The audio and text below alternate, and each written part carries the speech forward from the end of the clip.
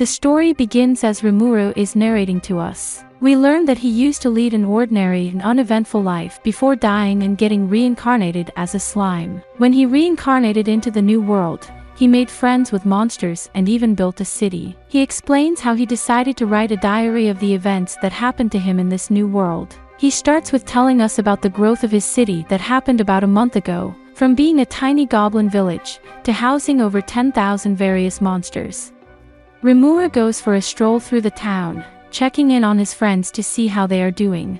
Residents are very cheerful and motivated with the expansion of the town in full swing. Rimuru is worried that everyone who is gathering here to follow him is not as free as he would like them to be, considering they are eager to do anything for his sake. But Trainee, his dryad friend, reassures him about it. After the construction is complete, everyone wants to hold a banquet in order to celebrate. After the construction, Rimuru finally has some time to relax. But his workaholic mindset stops him from just having a lazy day. Trying to find something to do, he sets out into the town. There he meets his friend Gobta, who is a young goblin. He takes Rimuru for a tour of the food stalls, but it quickly becomes apparent that Gobta is just using this to excuse himself from his duties. While looking for something to do, a goblin in charge of the farms called Rurina shows up, alerting him that they must start preparing the fields. Rimuru is happy with the prospect of work, and sends word for everyone to be ready for field work tomorrow. The next day he explains to everyone who came to work the fields what the plan is. Everyone seems quite excited to begin, and the work on the fields is progressing quickly. During lunch break, everyone is in high spirits and they share some friendly moments, explaining to children how important it is to eat healthy in order to grow strong. In the evening, after all the work has been finished, there is a small party, celebrating all the hard work they did on the fields today. Trainee shows up at the party but is visibly upset. Our little protagonist then realizes he forgot to invite her to come and help with the field work. Trying to console her, he promises he will make sure to invite her for the harvest.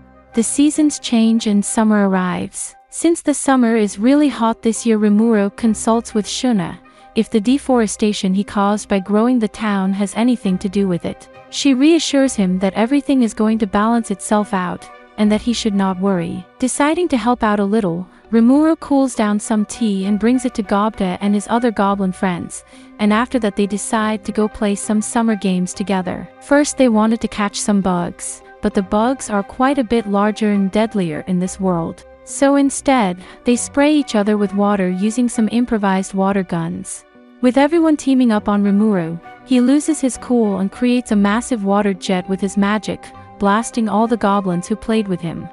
Later, his wolf pet Ranga and his secretary Cheyenne get into an argument, trying to decide who should be spending more time with Rimuru.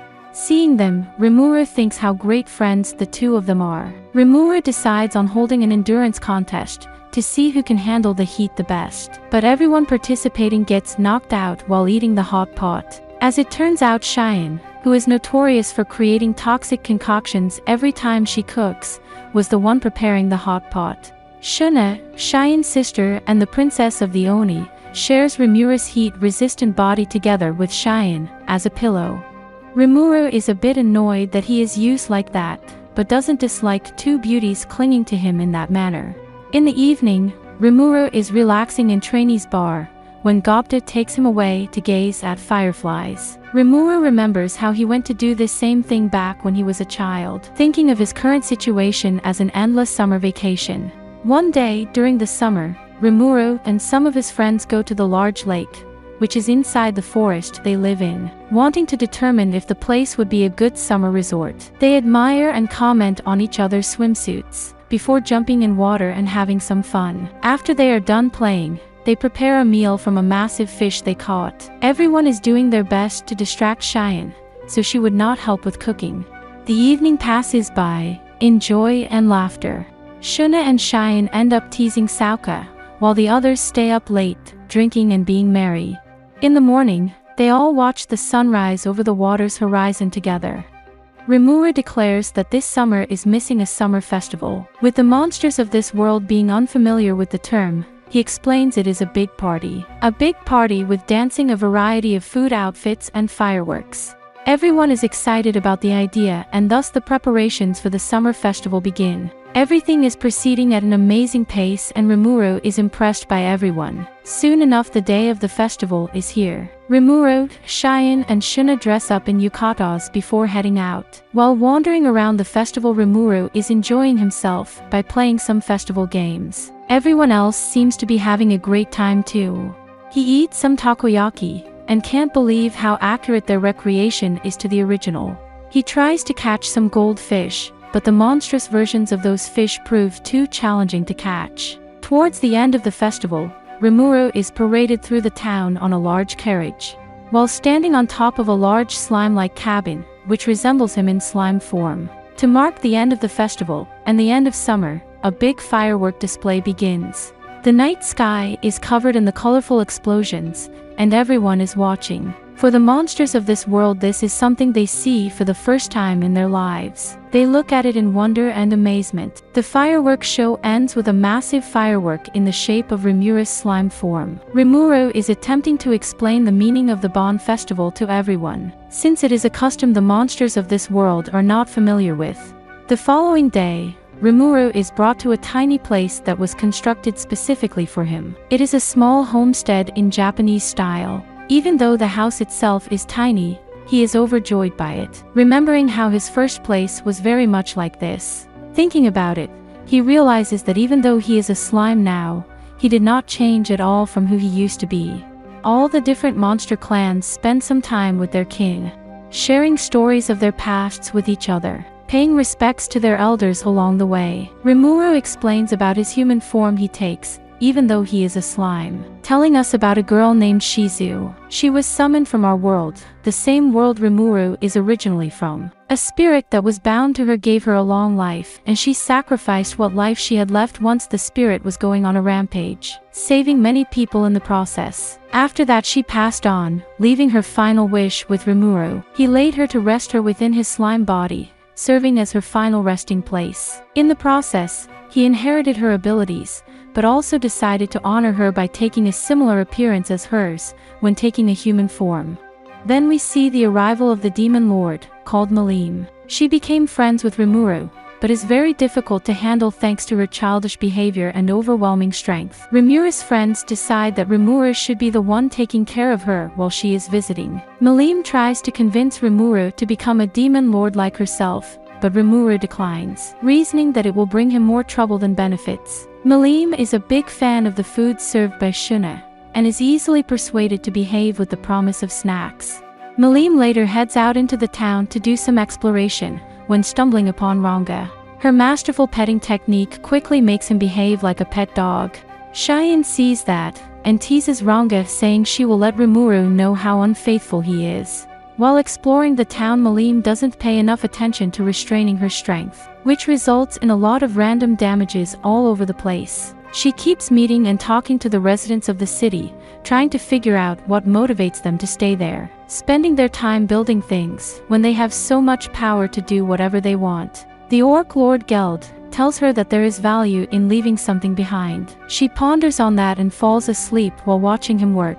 Rimuru carries her piggy back to the guest house. On the way, Malim mumbles while half asleep on his back, telling him that it is scary to get attached to so many people, stating how the precious things are always fragile, and that one day when he loses a bond like that, he will regret it. But at that point he will not be himself anymore. Rimuru dismisses her mumbling, and tells her to go back to sleep. Autumn arrives, and Rimuru is holding a speech to start off the harvest. Malim also joins the harvest, although it only ends up being a contest with Cheyenne, to see who will dig up the best sweet potato. However, the slime doesn't complain, as their overwhelming strength makes the harvest go that much faster. With Rarina's supervision, the harvest goes without a problem and everyone is happy about the plentiful yield. Even the team they sent into the forest to forage brought back a lot. Rimuru is overjoyed as they bring back a lot of the rare matsutake mushrooms, but he quickly learns from others that these grow everywhere in abundance in this world. Moreover, no one but him seems happy about them. Malim ends up winning her match against Cheyenne by pulling out a large sweet potato that looks just like Rimuru. Once they return with the sweet potatoes, Rimuru starts roasting them over a fire. It is a first time for Malim, and she is surprised how sweet they taste once roasted. With the harvest finishing, Trainee says there is no further work for her to be done here, and disappears with a dramatic farewell. But Rimuru quickly finds her back at her bar, where she is preparing the freshly harvested potatoes. Malim, Cheyenne and Shuna are taking a dip in the hot spring, relaxing from the work. As they exit the bath, they see a scale set up by Rimuru, with a note to watch their weight. The girls are not happy about it, and end up breaking the scale.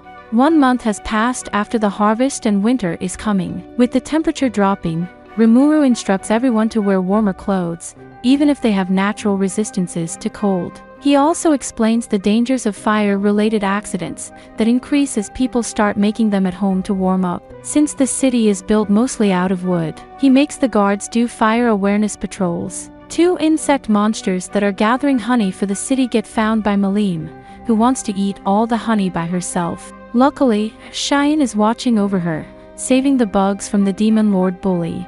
Erin, a blonde human girl who is a friend of Rimuru, is on the way to his city, together with her group. They get chased by a large wild monster spider. Luckily for them, Gobta's squad as well as another human, Yum, come to their rescue, defeating the spider with ease. They all travel to the city together and are welcomed as guests by the friendly monsters there. Yum is thinking about the request Rimuru made to him, unsure if he should trust monsters or not. Namely, Rimuru wants him and his buddies to pretend to be the ones who have defeated the orc disaster, letting other nations know that the monsters living here cooperate with humans. That way, the reputation of monsters from this city would improve, while Yum and his group would become champions. While Yum is thinking about that proposal, he is showered with gifts from all the random stalls he walks by, everyone seeming very eager to make sure their guest is not lacking anything. Yum finally agrees to the idea, thinking how the monsters here are not that different from humans. But as the banquet to celebrate begins,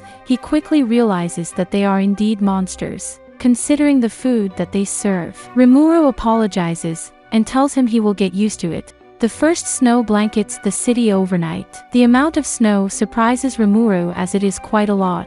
Considering the large amount of snowfall, he assembles everyone in the city, who is able to come and shovel the streets. With so many monsters working on it, the streets get shoveled free of snow rather quickly. The rest of the day everyone is having fun in snow. Some are building snowmen while others have snowball fights. We see Malim building a very large Rimuru slime out of snow, which reminds Rimuru of snow huts. So together with Malim, he reshapes the large Rimuru snowman into a beautiful snow hut. Once it is done, Rimuru and Malim, as well as some goblin kids, cook mochi inside of it and have a merry time.